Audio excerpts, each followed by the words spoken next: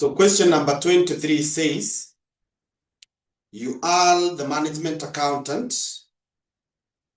for Malas Tech Limited, a company that produces two types of products, Alpha and Beta.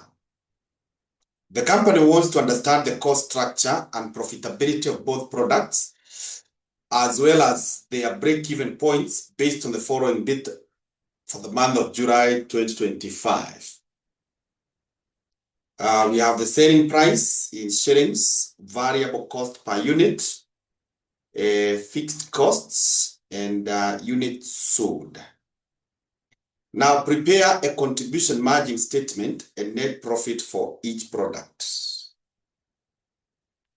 Okay, so we come here, type solution.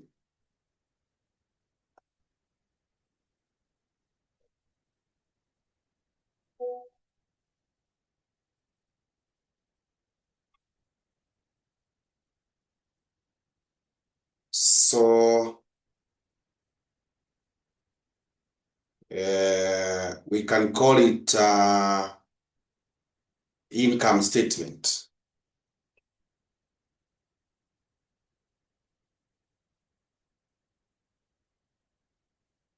Where we have details here. Then we have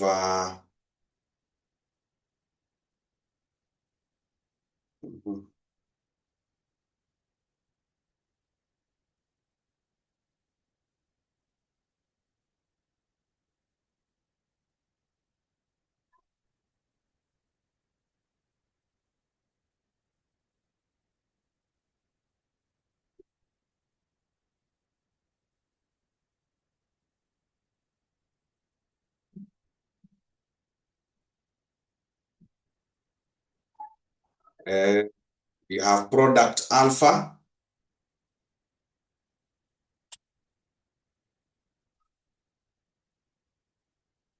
Then we have product beta.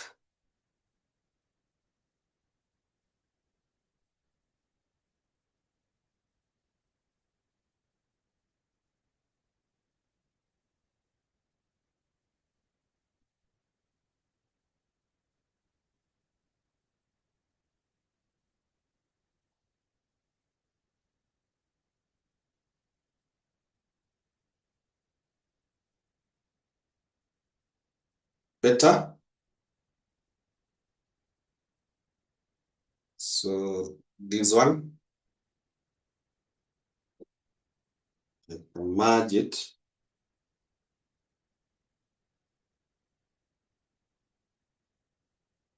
And this one I can make them bold.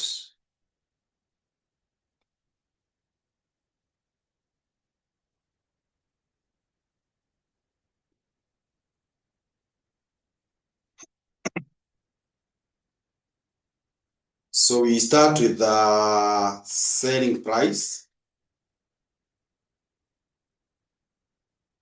Then we say less variable cost per unit. We get a figure known as contribution margin.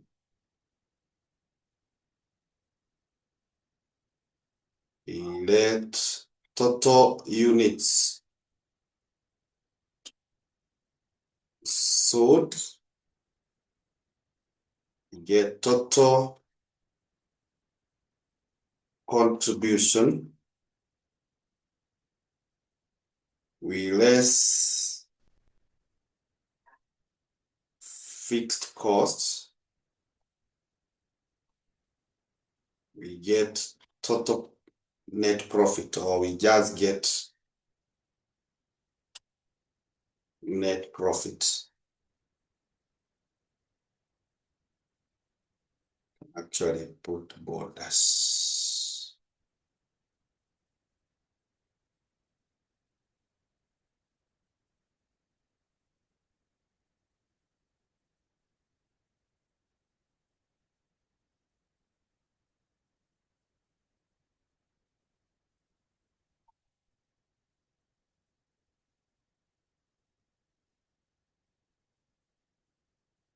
Hope we are done with that.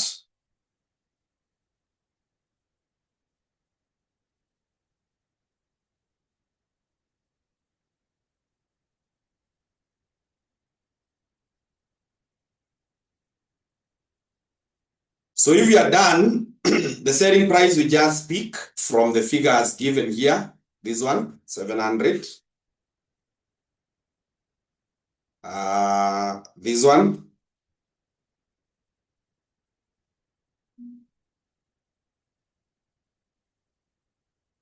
Yeah.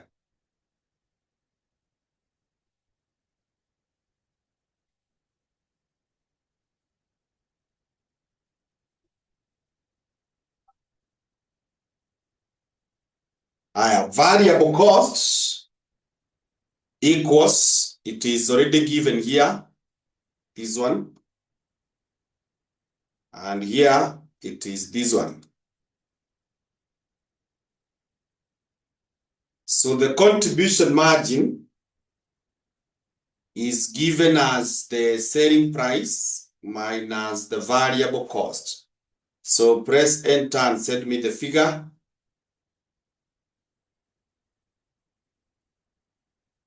Press enter and send me the figure.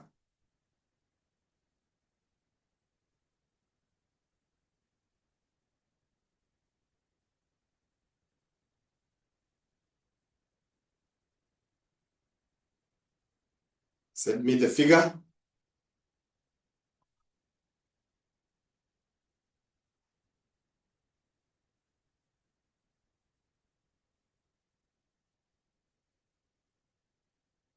Yeah, good.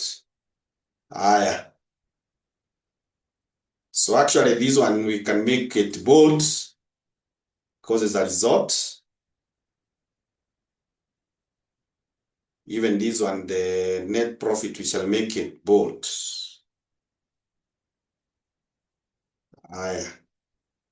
Even this one, we could also make it bold, but not a must. Higher. For this other one, it is 900 minus 500. The answer will still be the same, 400. Higher. Total units sold equals, the units are here. And this one, the units are here. So total contribution should be equal to this contribution times the number of units. So press enter.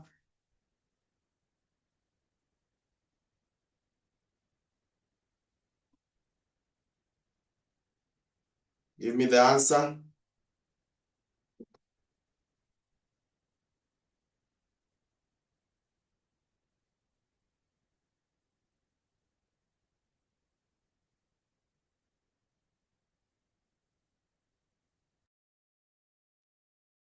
Okay. So I could put my figures, I could format my figures hapa without decimals. This one I can just autofill even here. Then autofill.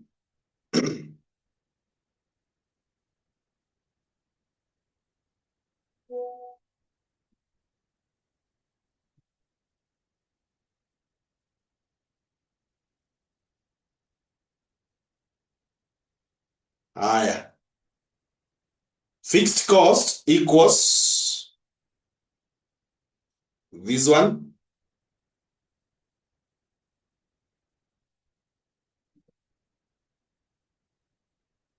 I think this figure is appearing as a text. Equals this. Oh, imekubali. That it was appearing as a text. Equals this one. So the net profit should be equal to this total contribution minus this one. You get 400, and then you autofill, and that's all. So that is the answer to the first requirement.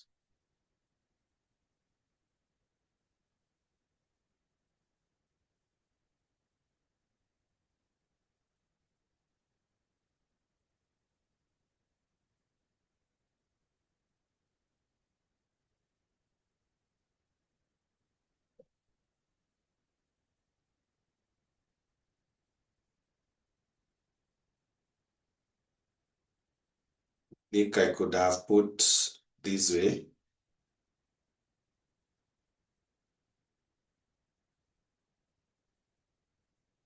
Let me bring this permit there. Then I come here.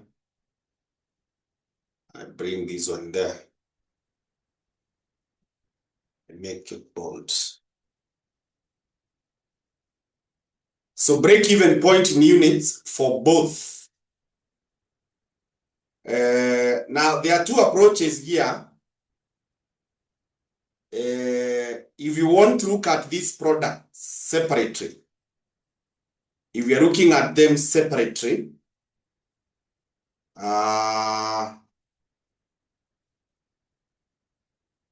or individually, if you're looking at them individually,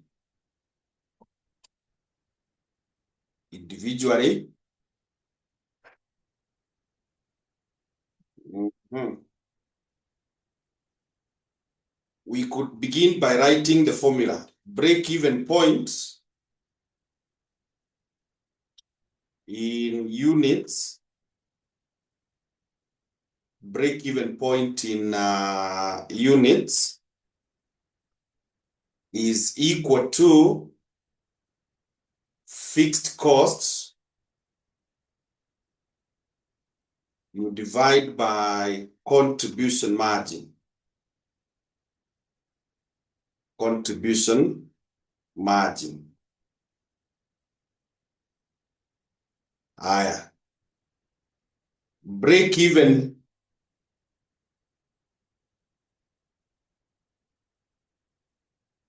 point, break-even point in revenue or in shillings. In revenue or in shillings is given as a fixed cost. You divide by contribution margin ratio. Contribution margin ratio. And that may require, we also mention that contribution margin ratio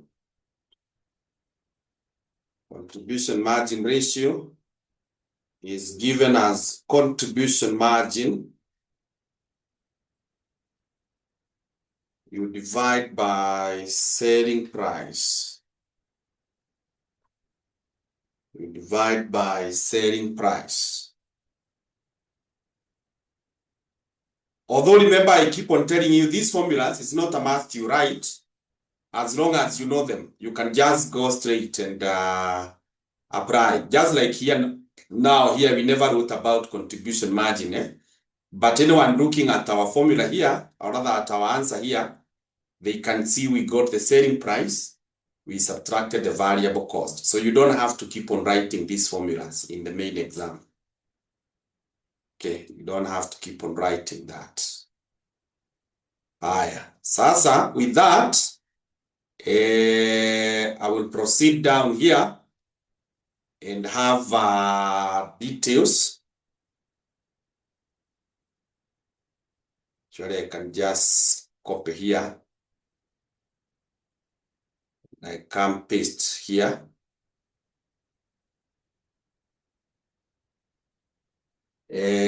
What do I require? I need first of all to get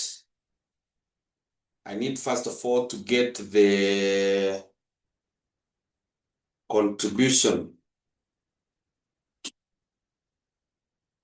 margin ratio. Then I'll need to get the break-even point in units. And then I'll need to get the break-even point in revenue. Yeah, those are the three that we require. Everything else is here. So this one I can also put border. Again, I told you borders are not a must. It is just your preference. If you wish to put. Now, contribution margin ratio for alpha, it is equals to the contribution margin, this one, we divide by the selling price, this one. So press enter, give me the answer. Press enter, send your answer.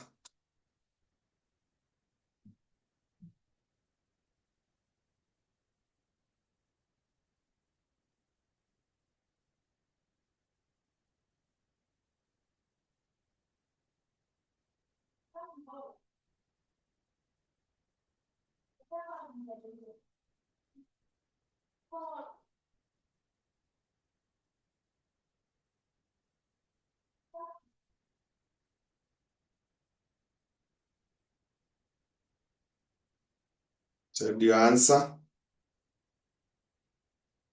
Yeah, good.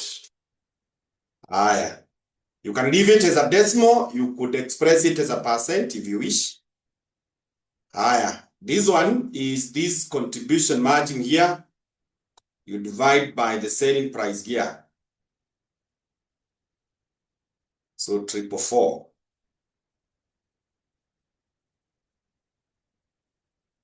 Break-even point in units equals the fixed cost, this one, divide by the contribution margin. So tell me how many units those are.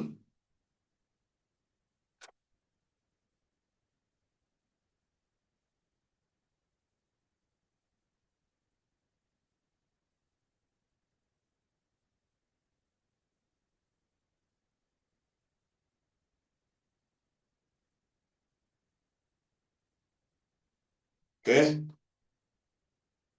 So we have 500. This one, we do the same.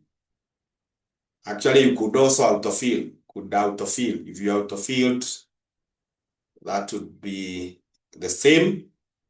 That you take these fixed costs, you divide by this contribution margin. Tell me how many units.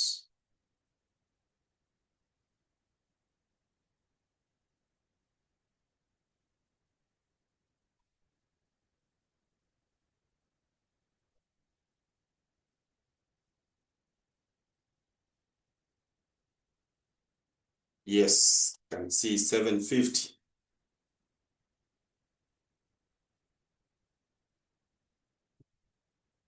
So with 750, we proceed. Break-even point in revenue is the fixed cost here.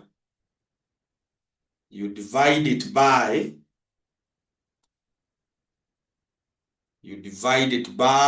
the contribution margin ratio, this one.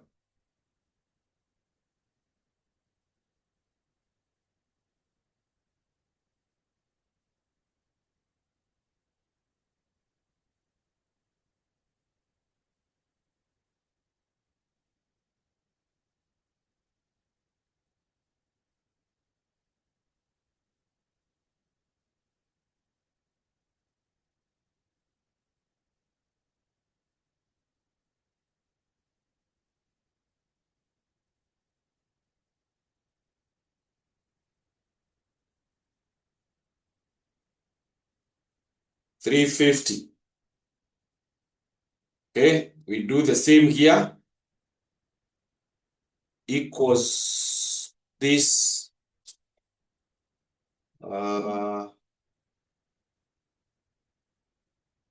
fixed costs. You can see the answer is already coming. You divide by this. Hey, why is it telling me false? It is this. I divide by this. Yeah.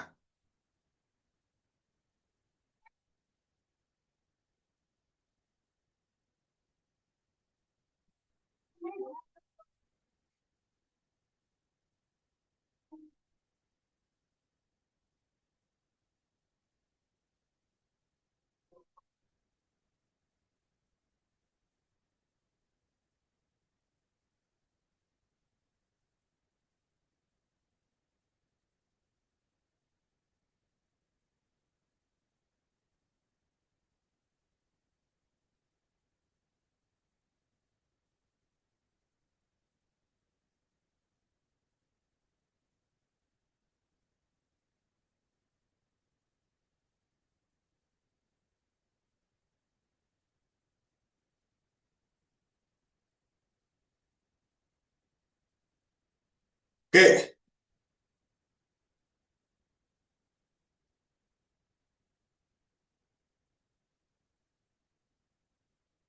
So you're good there. Let's come here to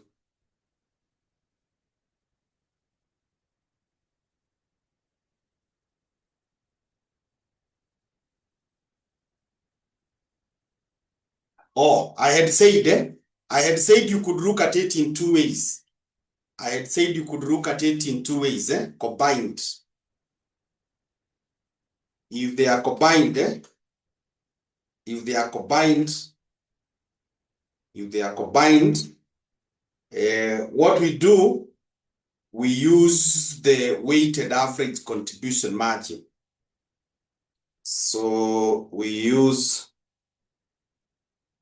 weighted average contribution margin, WACM, is given as weight of alpha times contribution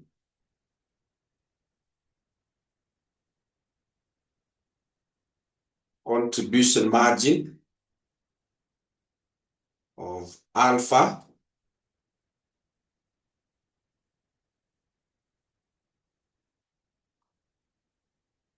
plus weight of beta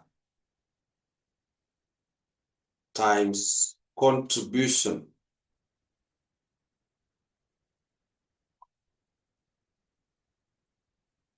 margin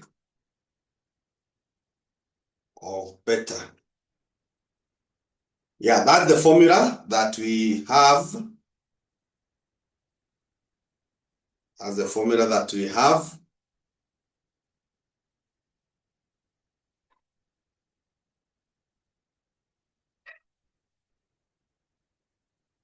That's the formula that we have.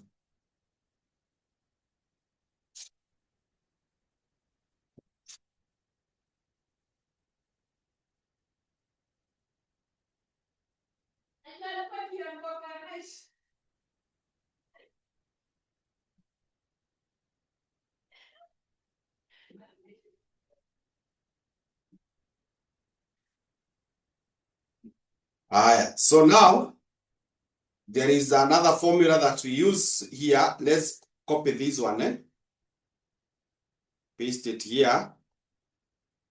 But now we modify weighted average contribution margin ratio to ongeze the word ratio. The word ratio, alafu tukuje hapa contribution margin ratio. Tuongeze the word ratio in the three areas.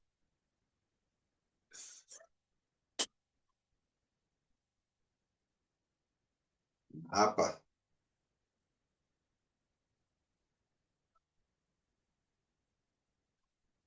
So weighted average contribution margin ratio is equal to the weight of alpha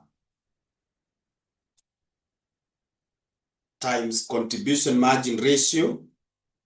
Hapa nimerudia B.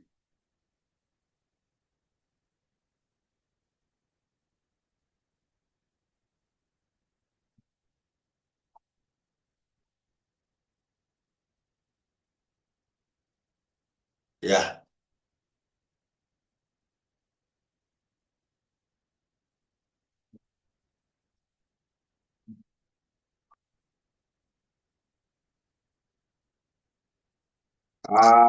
When in units,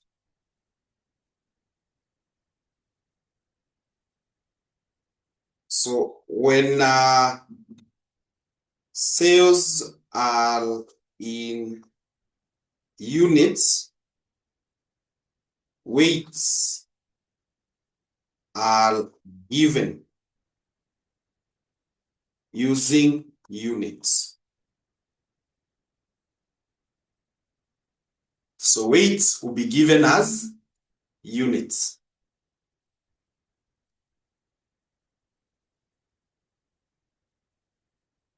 weights will be given as units. So that will mean the product here, the units. So for alpha,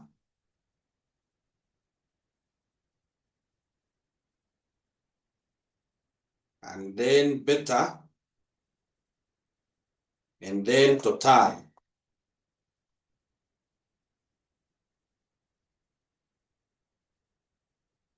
Make these bold. When sales are in units, weights are given using units. So the units here, we have them here. These, we can just pick them from here. And these other one, we pick them from here. So total,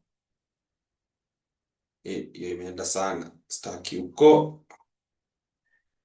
So I just want 52.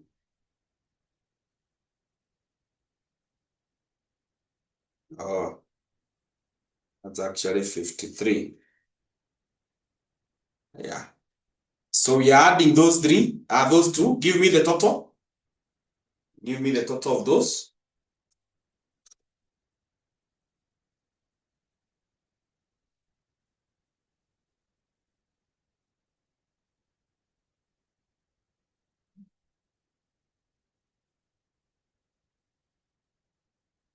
The total is 2700.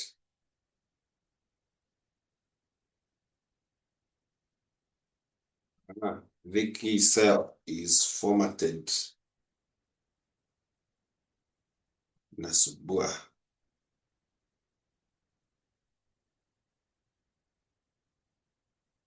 So the weights, this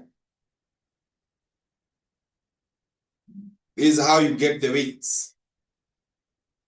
So the weights will be this 1500, you divide by this 2700.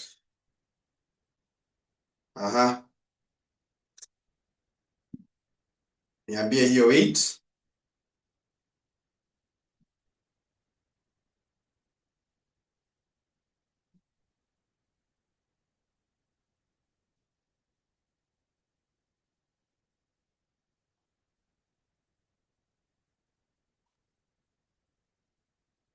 $55. Okay, you can give it as a decimal, you can leave it as a percent. Then this one will be 1200. You divide by this. That would be the weight.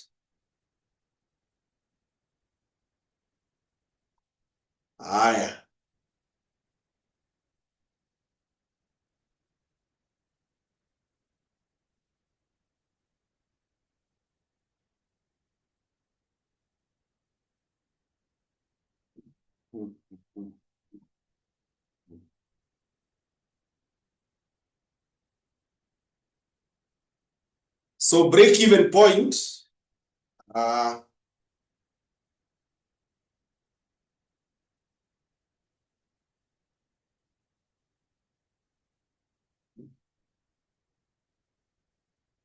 just trying to see, I think I can just combine seme.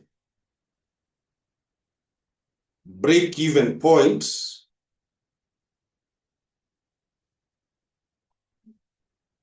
in units.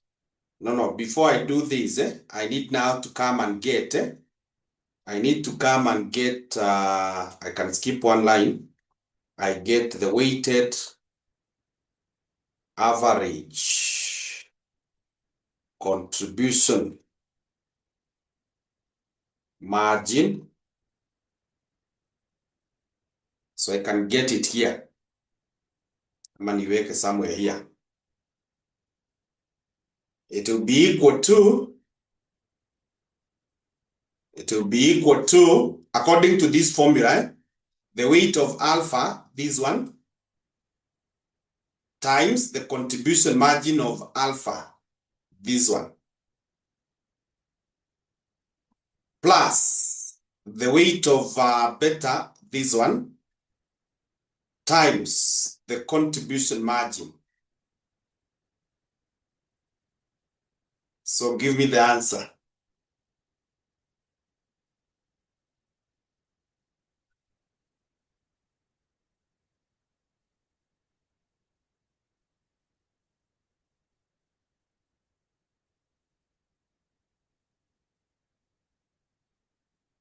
Yeah, 400. Something else that you need to get is the total fixed costs, because now we have said we are combining. So the total fixed costs should be equal to this one plus this.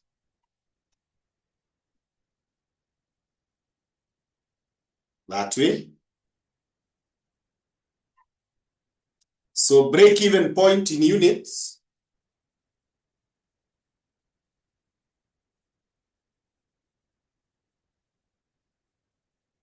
will be equal to total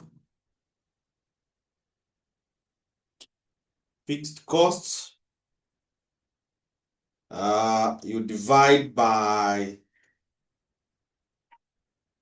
weighted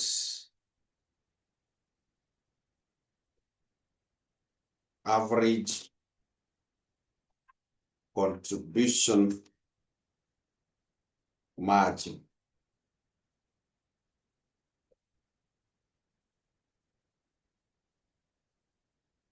Yeah.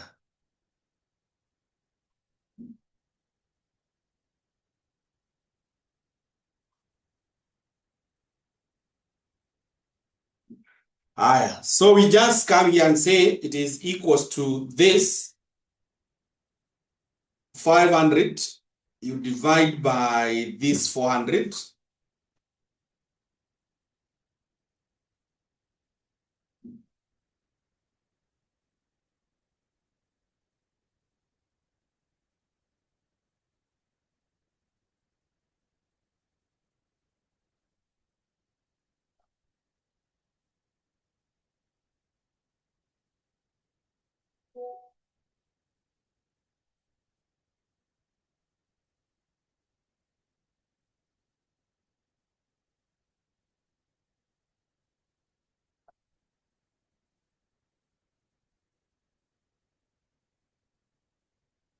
How many units?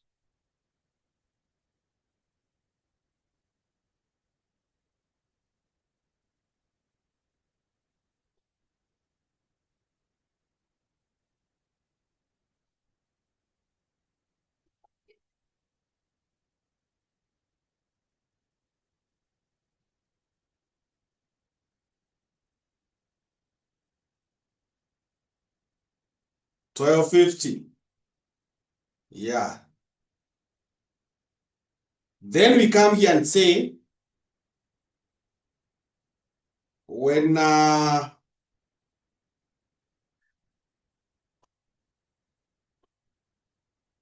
sales are in revenue,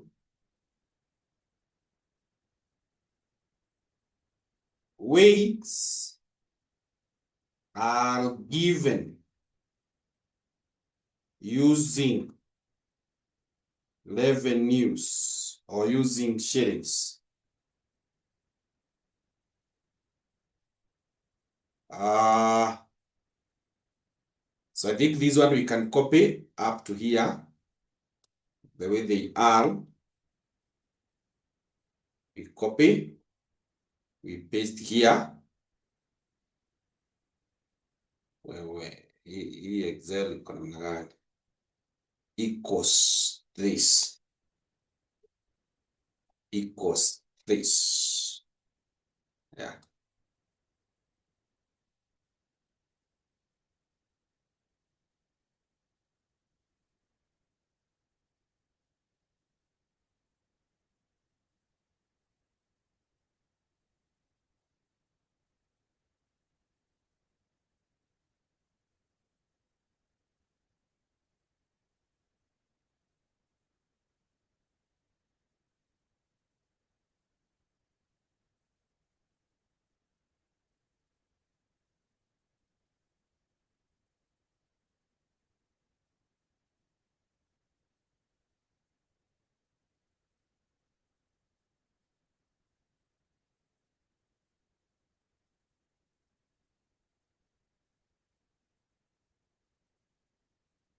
Alright.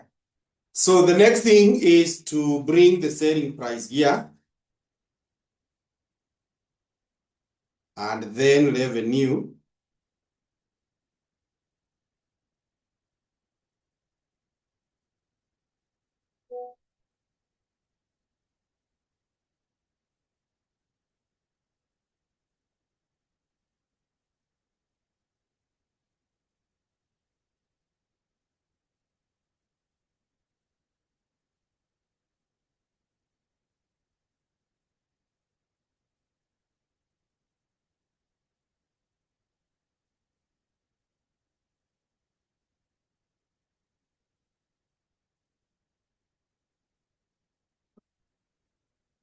So the selling price is equal to, we have it here. And this one, we have it here.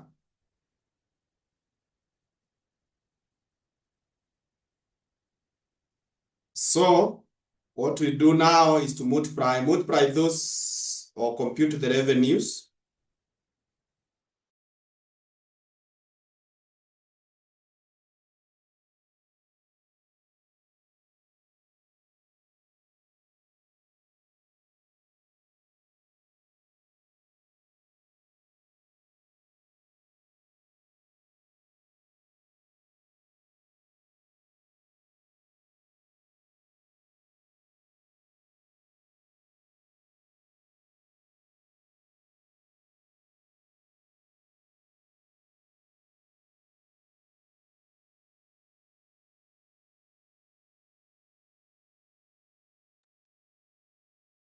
So those are the revenues.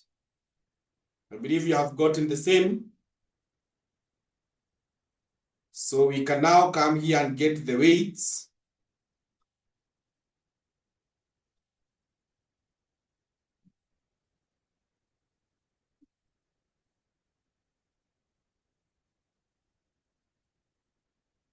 We can come and get the weights.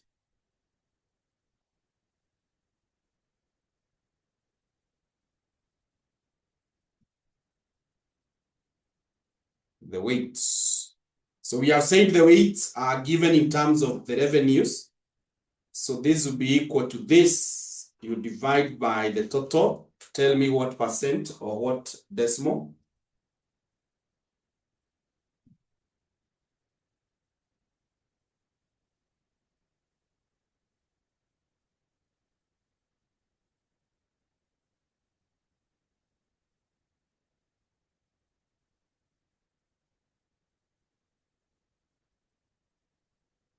Yeah, 49. We do the same here. You take this one. You divide by this.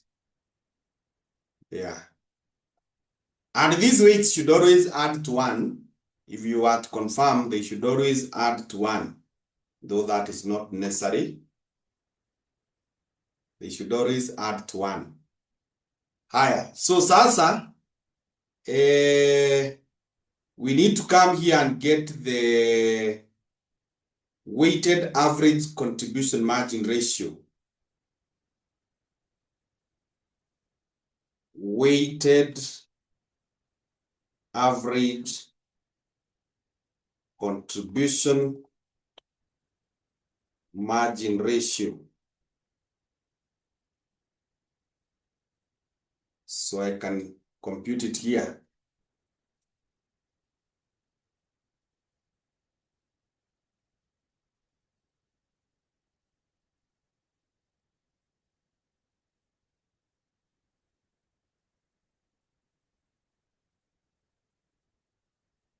Weighted average contribution margin ratio. According to the formula we had given here, it is the weight of alpha times contribution margin plus.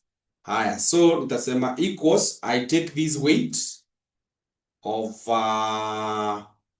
alpha times the contribution margin ratio. We had computed it somewhere. This one. Plus the weight of beta, this one.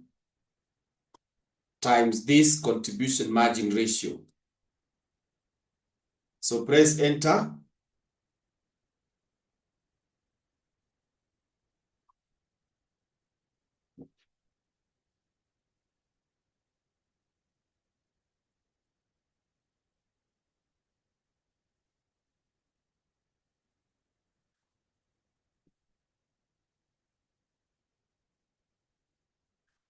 Give me the answers.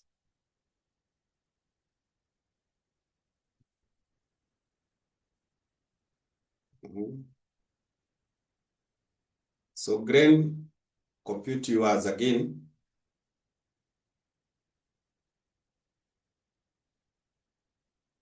We are taking these weights, we multiply with the contribution margin ratios up there.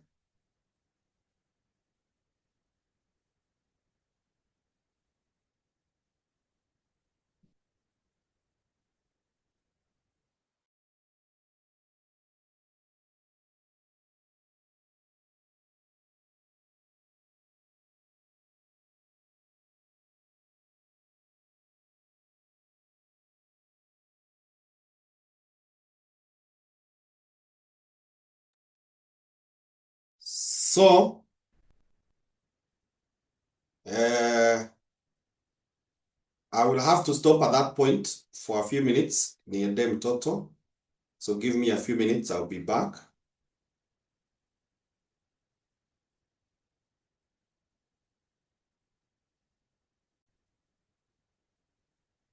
Okay, so we were now to get the break-even point.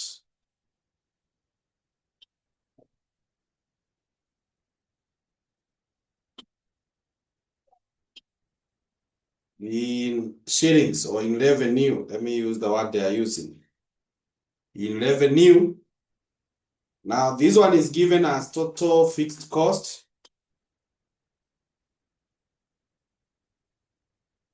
You divide by weighted average contribution margin ratio.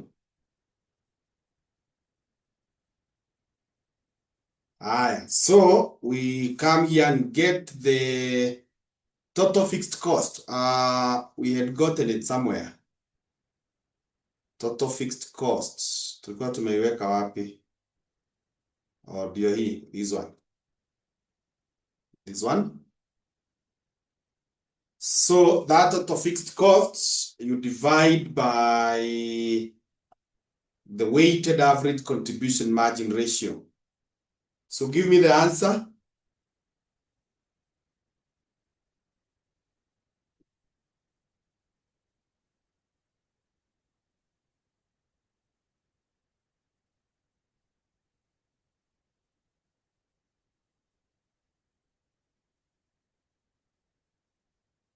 Give me the answer.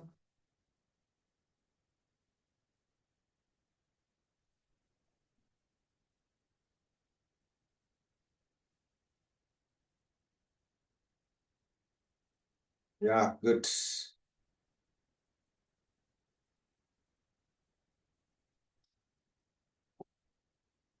Yeah.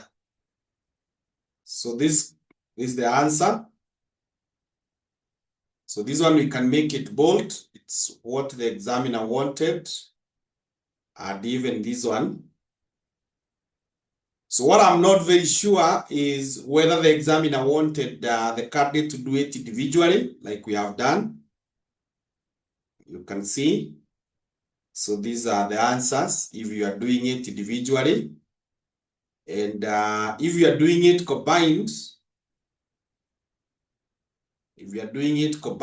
these are the two answers, this and this.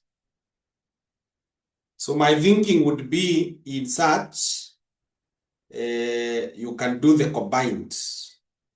When they talk of both, both the combined is most likely to apply.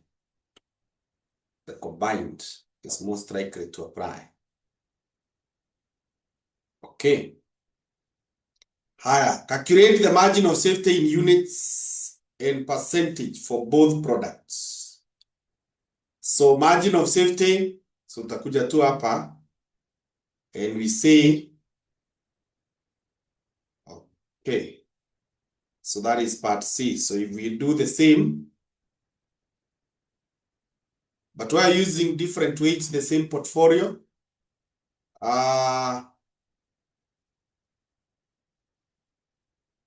Okay, I guess you're talking of these weights, eh? These ones and these ones. Is that so, Lucy? These ones and these ones?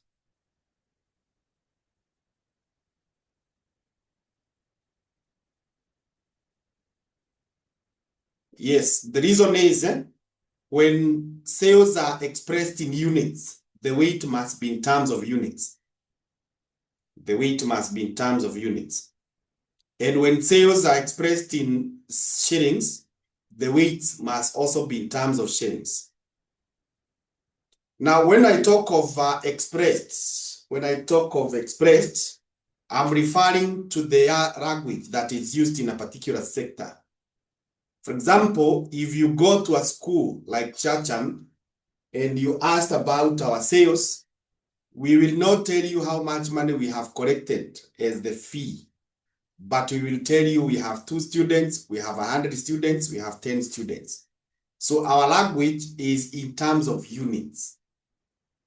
But if you go to a hotelier and you ask him today what was the or how are the sales, he will not tell you how many customers or guests they have served, but they'll tell you that our sales today were 2,000 shillings or 100,000 shillings.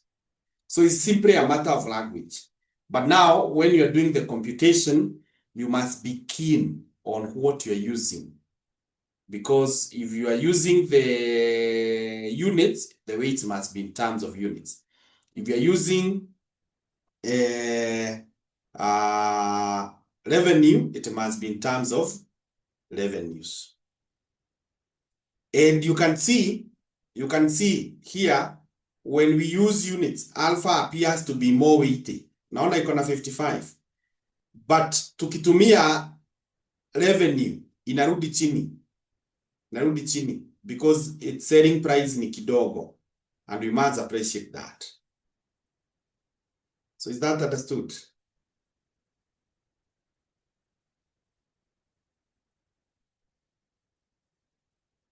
Good. Yeah, so that's how it's supposed to be handled. Higher. I was now here saying equals. I bring this requirement C.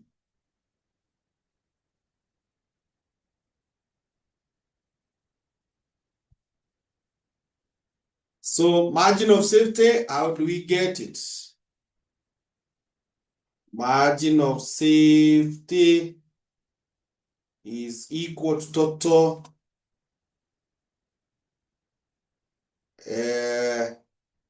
units minus break-even units. So sasa hii nita modify margin of safety in units. Yeah, so the answer I can give it here. It is the total units, these ones, minus the break-even units, the break-even point in units, this one. So give me the answer. This is the total units. Margin of safety is the number of units above the break-even where you cannot make a loss. You're just making profits.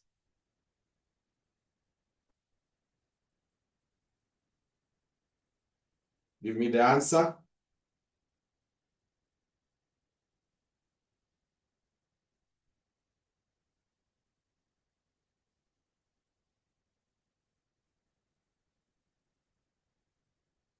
Give me the answer.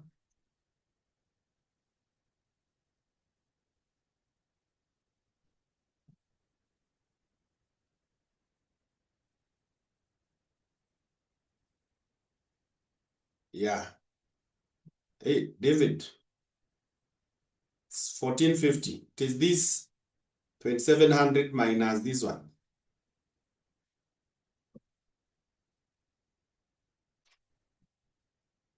We are using the combined one.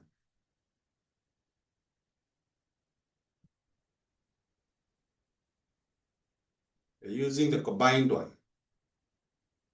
Is that okay, David?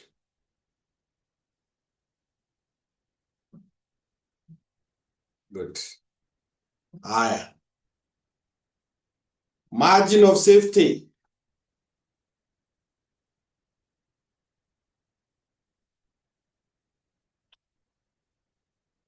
In revenue is equal to total revenue. Total revenue minus break-even revenue.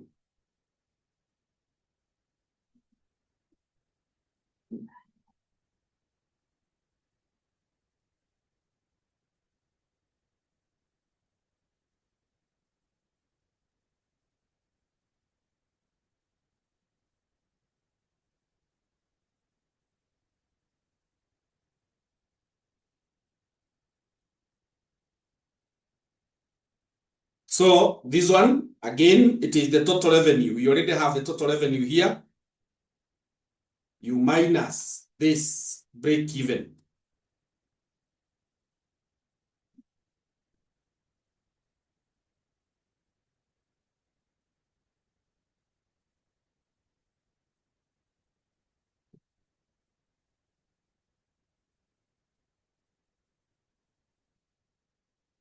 Give me the answer.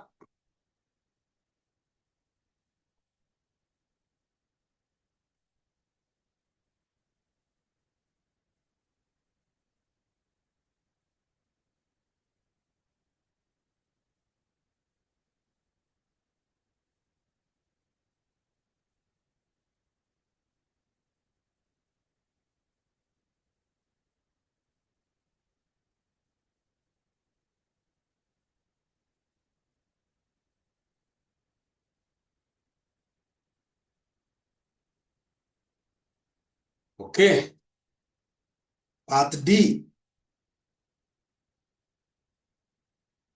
Part D equals perform.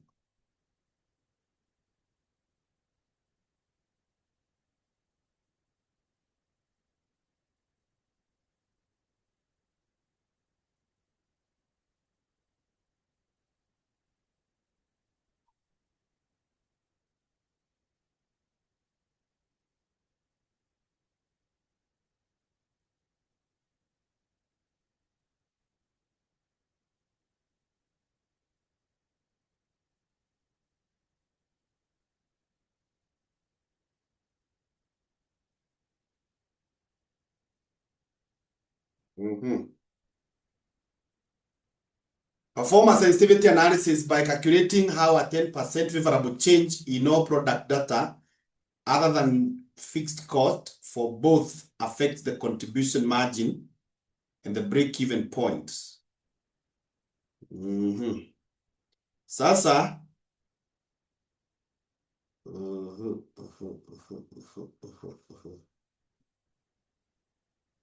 we are told to do percentage.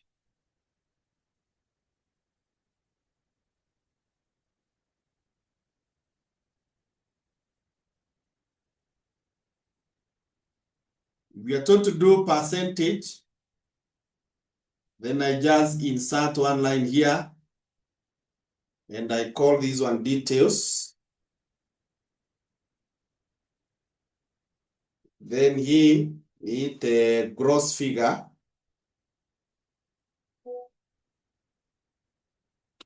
Or number, whichever it can be called or whatever. Then percentage. So percentage, you just express this as a percentage of sales. So here it will be equal to this one. You divide, so that's, you divide by the total sales, this one. That way, then you express it as a percent. So this one, yeah. If you want decimals, unaweza ongeza 2. This one, you divide by the total revenue.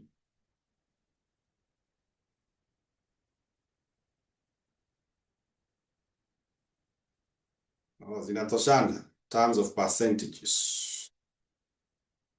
Okay. Zinatoshana in terms of percentages.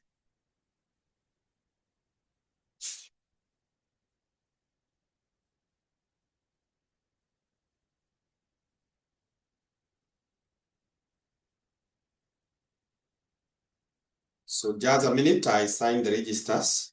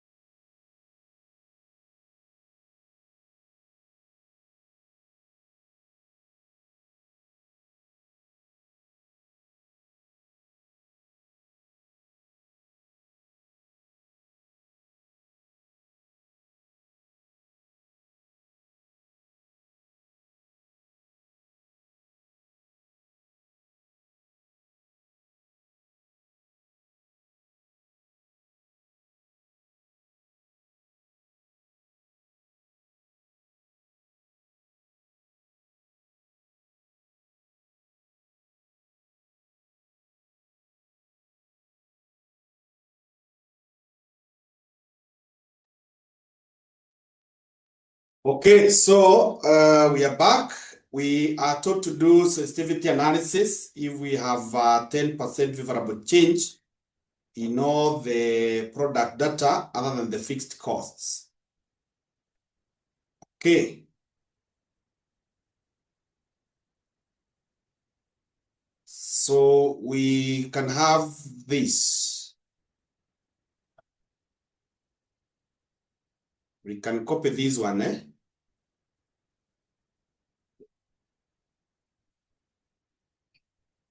We copy this.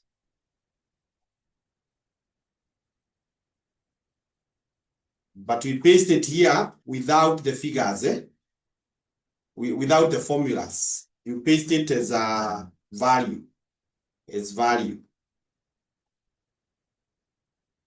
that way. You paste them as values that way.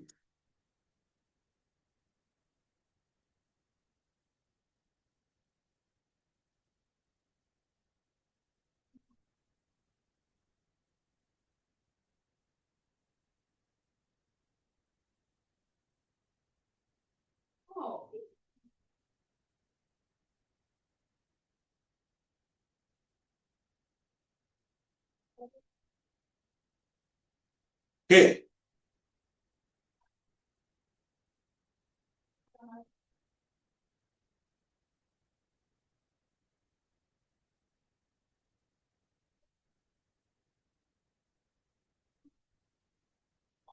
So if we have done that, when the selling price changes by 10% favorable, it will be equal to the figure that we had up there, this one, times into brackets, times into brackets, 1 plus 0.1. Close the brackets.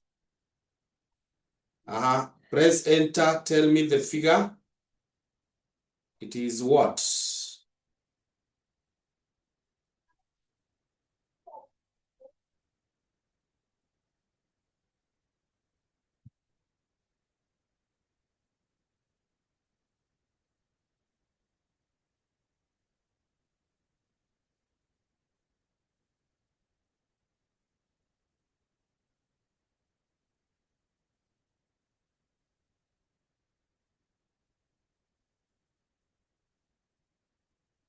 $770.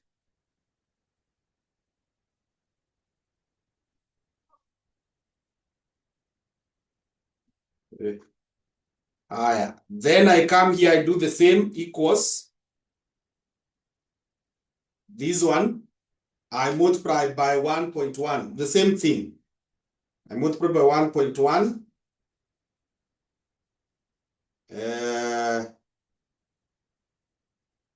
These figures, I can remove the decimals.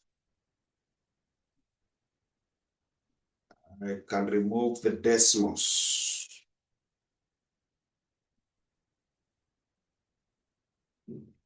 The variable costs, if it changes favorably, it will increase or it will decrease.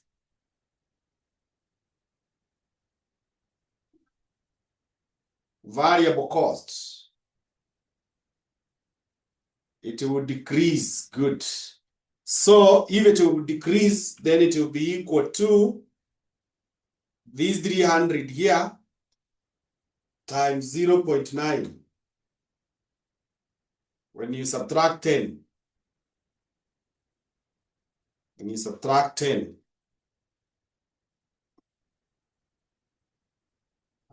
270. And the same case here equals this one here times 0.9. Yeah.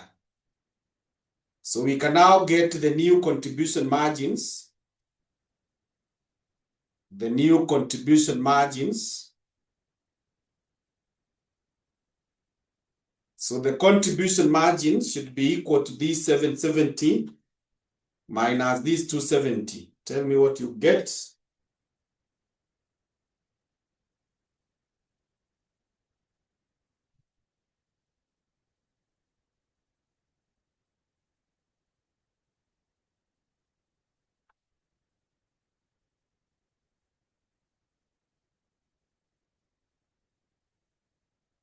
The same case, I can actually autofill here.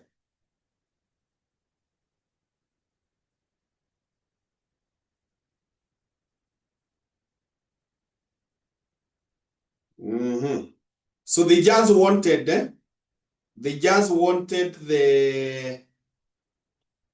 how the 10% favorable change in all product data other than the fixed cost for both affects the contribution margin and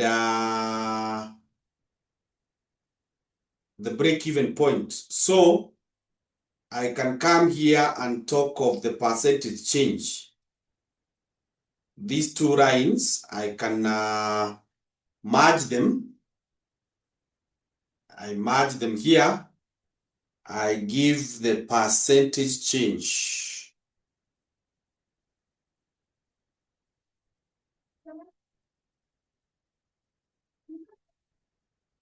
Percentage change. I think we gave the formula the other day of how to get the percentage change.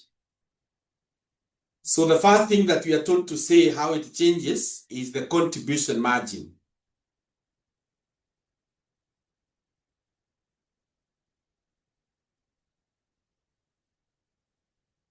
We could even incorporate these ones. We could even incorporate this. Useme, this is positive 10%.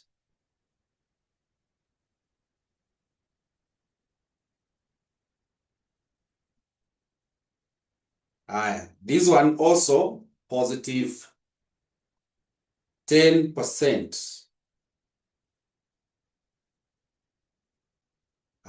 Then this one, it is minus 10%.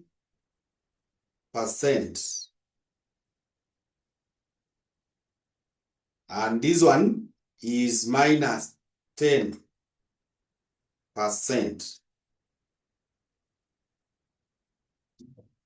So we want to see how the contribution margin will change. So sasa this one will require a working equals, you open the brackets. Tulisema, you always take the new value minus the old value or the previous value. The previous value was this one, 400. You close the brackets, you divide by the old value. Press enter and tell me that figure. Open the brackets, new value, minus the old value, divide by the old value. Tell me the answer.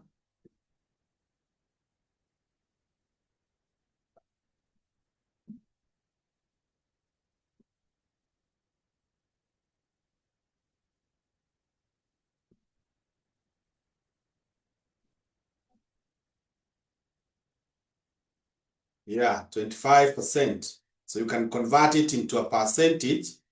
And I think if we autofilled, it should agree.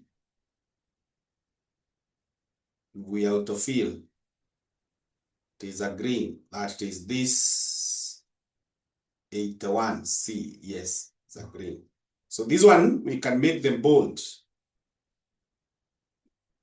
And yesterday, or the other lesson, we had a sensitivity question na tukatumia scenario manager. But here, I'm not using scenario manager.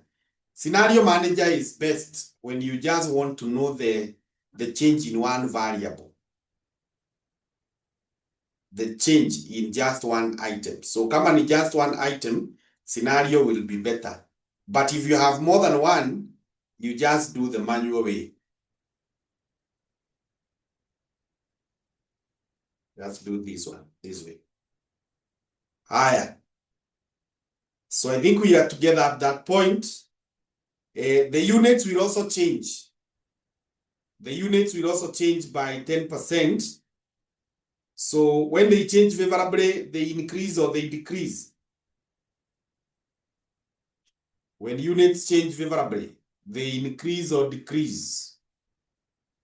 Yeah, they increase. So we are going to say is equals to this 1500 times 1.1.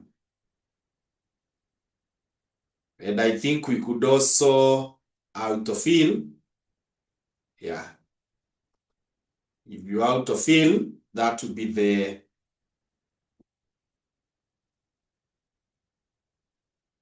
and then we come here and say it is positive 10%. That has changed. The same case here, positive 10%. Higher. Total contribution should be equal to this 500 times this 1650. And you autofill. So total contribution, hatujaulizwa total contribution.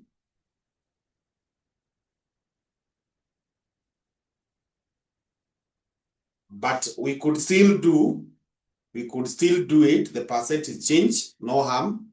It can be a matter of practice also. That it is equal to, open the brackets, the new value here, the new value minus the old value, this one. Close the brackets. Divide by the old value. Press enter, tell me the figure.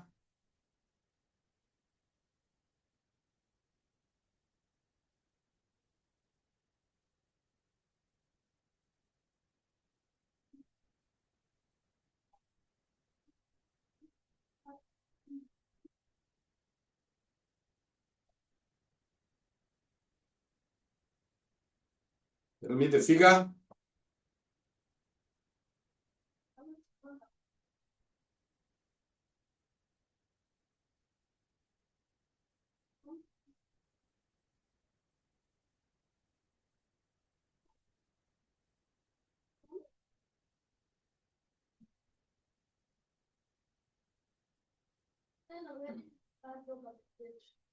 I'm waiting for the figure.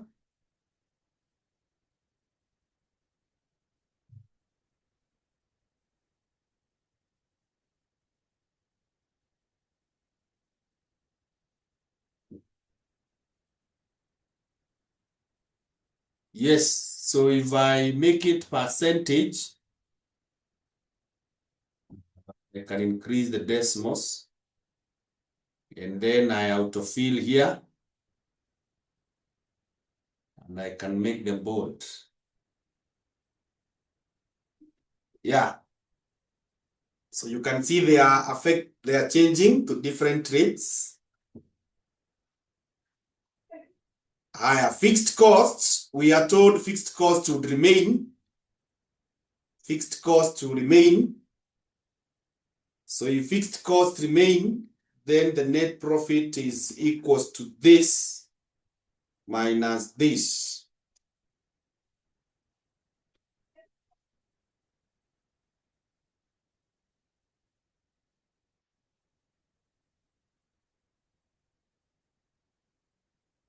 Higher.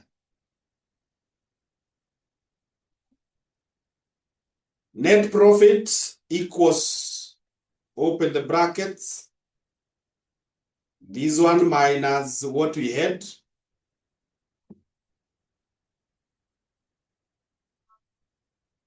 Close the brackets, divide by this. Express the percent.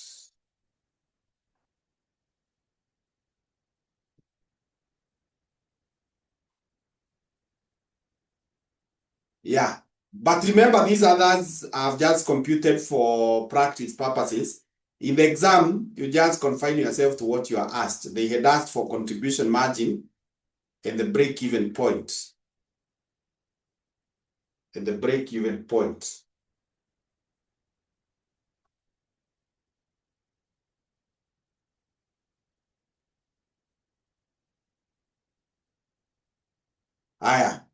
To get the break-even point, I will come down here and I first of all get what?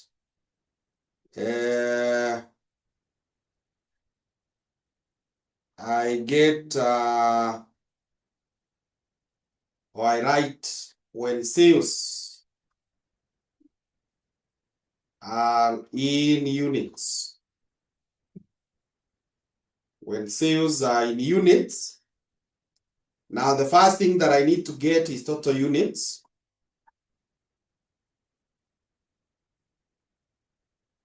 Total units. I can bring them here.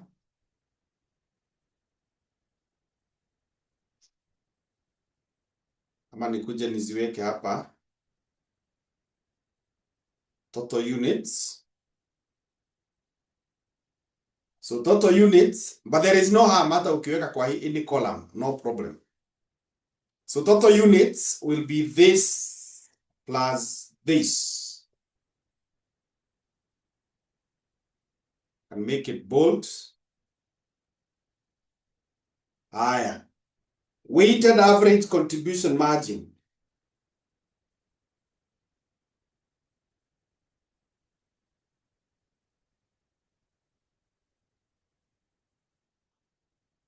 Weighted average contribution margin.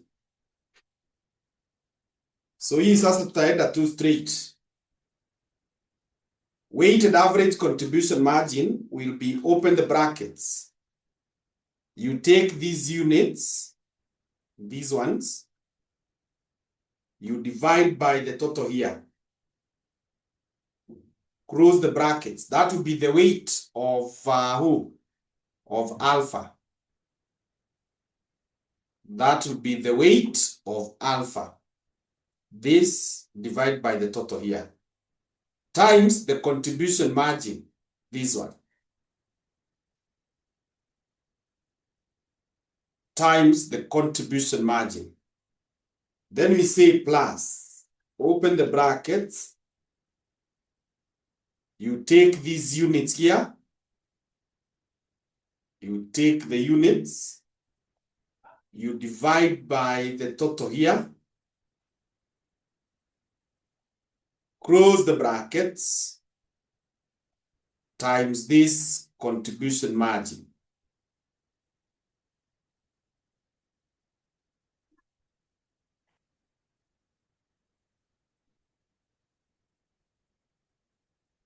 I press enter. Tell me the answer.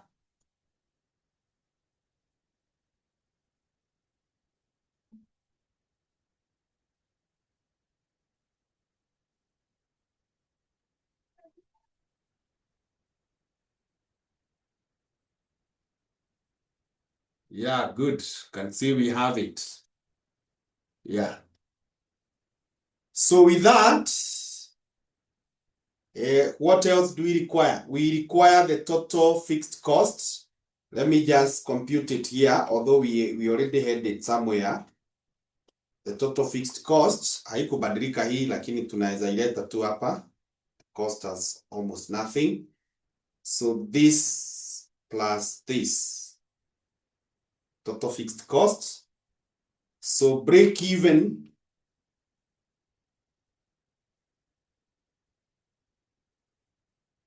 point in units. Sasa hii break even point in units, tunaweza kuja hapa kwanza tuseme the gross or the new value. The new value. And then sasa hapa tutapeana percentage change.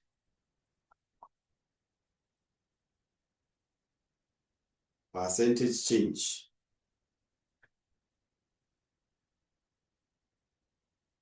So hii new value is the total fixed cost. You divide by the weighted average contribution margin. So give me that.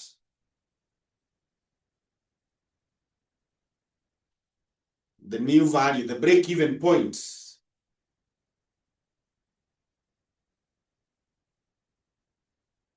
It is the fixed costs you divide by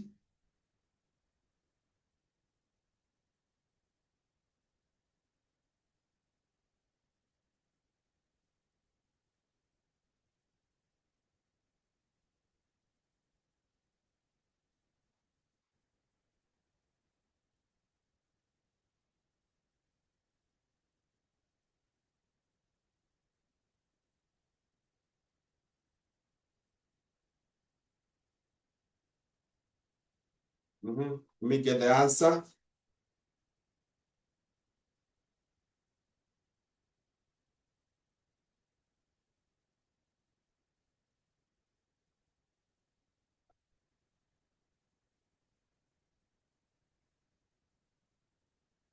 The answer, only one person is giving. Those units, you divide by the weighted average contribution margin. Yeah, good. Yeah, so you can give it that way, or you can round, you can remove the decimals, whichever way you want. This one is best when the decimals are removed. Higher. I want us to copy these write-ups here. Then we paste them here. Oh, ili yangu imesonga haraka sana. Hatujafanya percentage. Haya, tufanye the percentage. Percentage the usual way. So equals, open the brackets, get the new value here, minus. Tuende kwa ile tulikuwa tumepata hapa juu. The break-even point in units. The break-even point in units, this one. This one.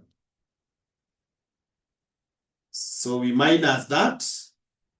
Then we divide, we close the brackets first. Then we divide by that value. We divide by that value. Press enter, uniambia the percentage change. The percentage change.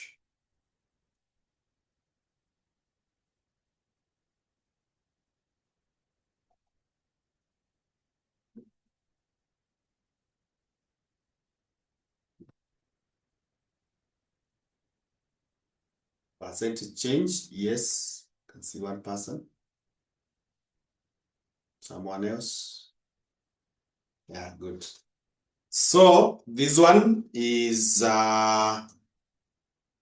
when you express it as a percent, we are putting them into two decimals, something like that. So this one is an answer that the examiner wanted, so we can make it bold. Haya, sasa tukuje kwa hii gine. When sales are in revenue, so ni modify hapa. When sales are in revenue, hapa nataka uongeza another line,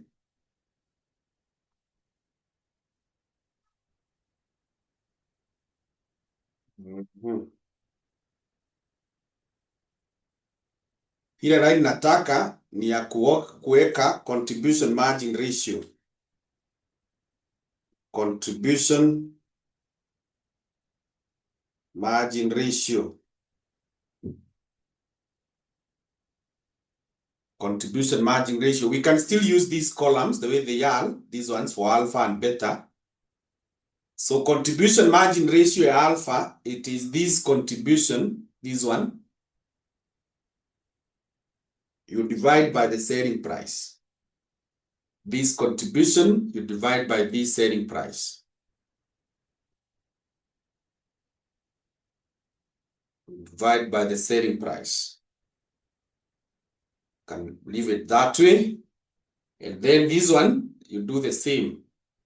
I can actually autofill or just do the same.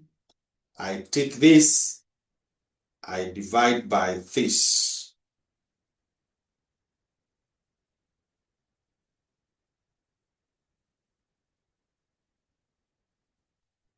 So this one, what I will do is I will not require units now, but I will require total revenue.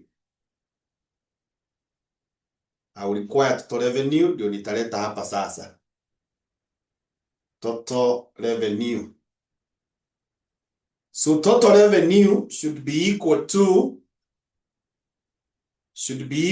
this selling price times these units here. The selling price times the units plus this one for beta, the selling price times these units.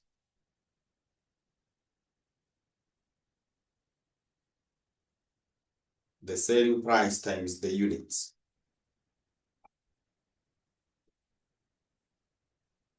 So set the answer.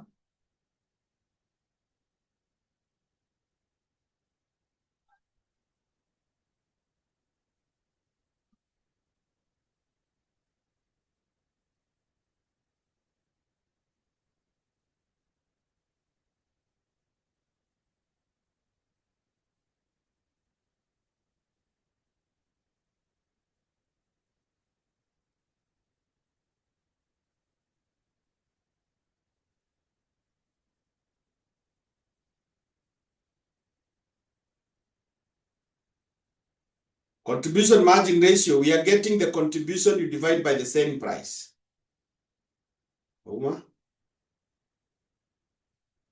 You get this contribution, E500, you divide by the selling price. So do that.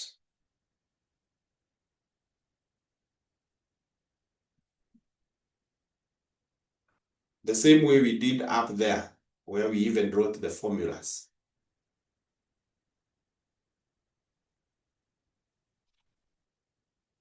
So the revenue is this one.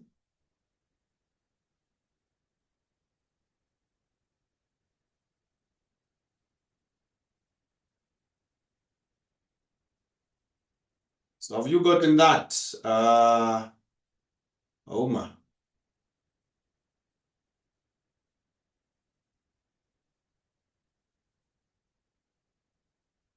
Good.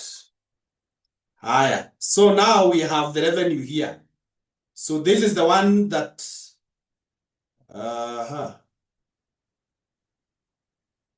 itabidi tumecompute mpaka revenue hapa. So that you're able to compute the weights. So let's compute the revenue here equals, unachukua hii selling price times these units. Hivyo.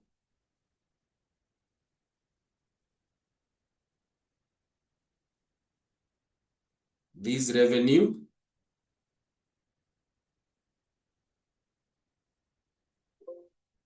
And I can autofill.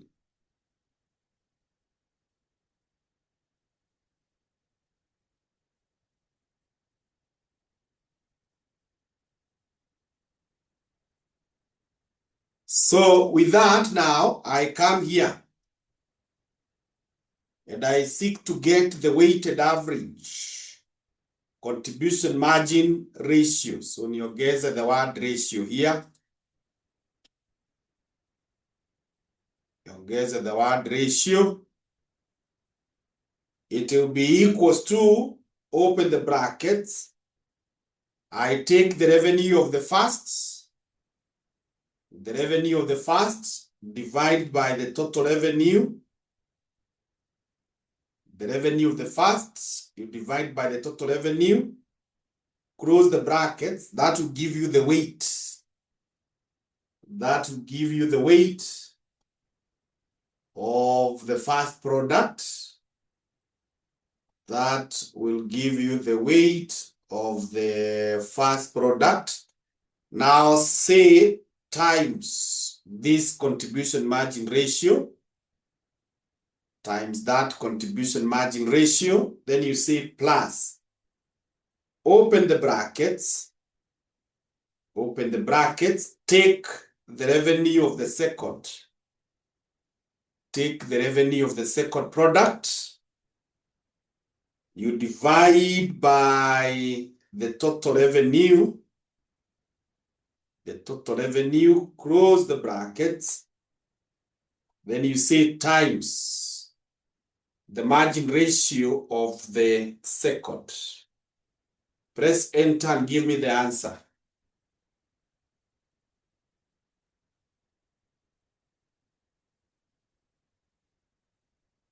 Press enter and give me the answer.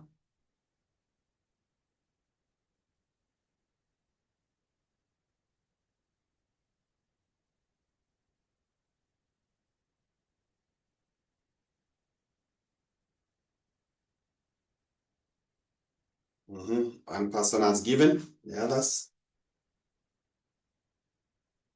Yeah, good. So we are getting it that way. You can express it as a percentage or you can leave it, whichever way you prefer. Higher fixed costs, we can just copy this one that we had gotten here. It remains the same.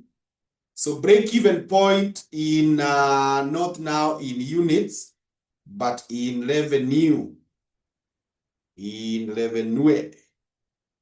So in getting the revenue here, the break-even point in revenue, or tutakuja hapa, we get the new value. So the new value is the fixed cost here. You divide by the weighted average contribution margin ratio.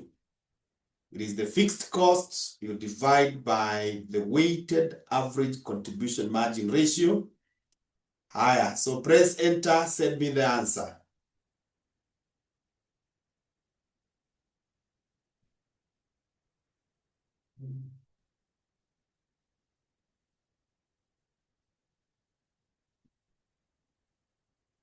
Press enter, send me the answer.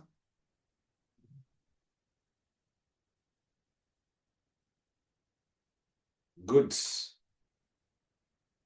So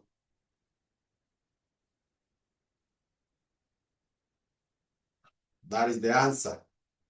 So the percentage change equals, you take the new value, this one, you minus the old value, the new value, this one, you minus the old value. Old value ni hii break-even point tulikuwa tumepata hapa, break-even point in revenue. This one here. This one here. Close the brackets. Divide by the same. You enter. Revenue is the selling price times the units. This selling price times these units. Oh man. The same way you have gotten for alpha. Okay. This selling price times these units.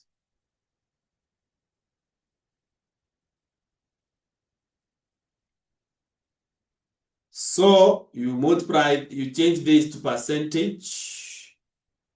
You can give it. Have you gotten that, Oma?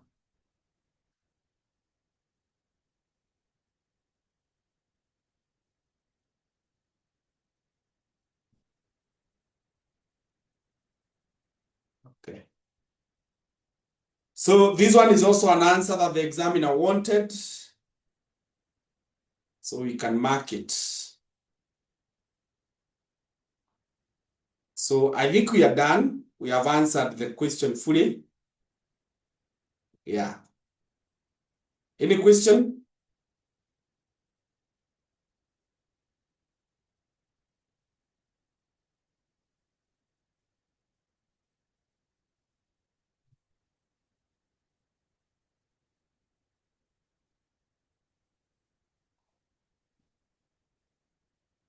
Good. If we are good, we stop there. We will pick up from there in our next lesson. So you can have a good night.